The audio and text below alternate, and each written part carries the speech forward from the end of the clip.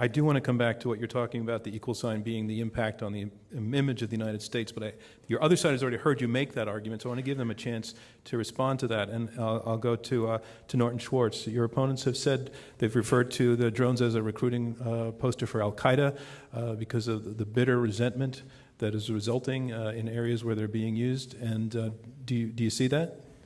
I understand the argument, but the counter to it is the reality that the UN reports that 80 to 84% of the civilian casualties in Iraq and Afghanistan were caused by the insurgency.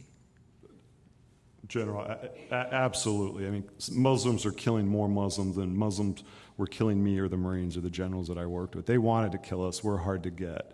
I think the issue...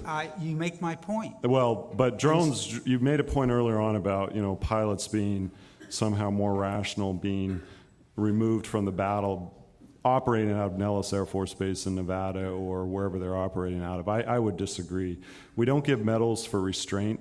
We give medals for combat valor. But I saw a lot of restraint on the front lines. Look, your Marines were rigorous about applying the rules of engagement, and so are our pilots, Cale. The bottom line is this is about discipline, and I agree. Their civilian casualties is the equal sign, and everyone knows that.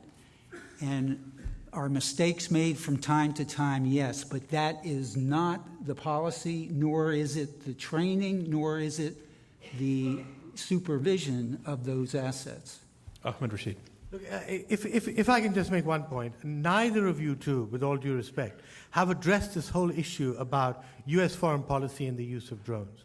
The fact is that today, you're throwing technology at foreign policy conundrums where you should throw aid or diplomats or peacekeepers or whatever it is. What we are seeing today in many parts of the world where drones are being used, that foreign policy is being subsumed by technology.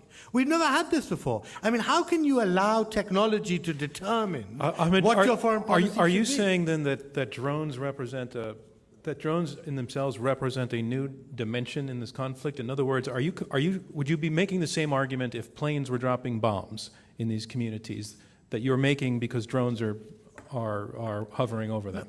I'm saying that this is the impact that they're having in the countries that receive these drones. This is what the public thinks. This is what, this is why there's so much. But is that drone specific or is that ordnance? Is that explosive? No.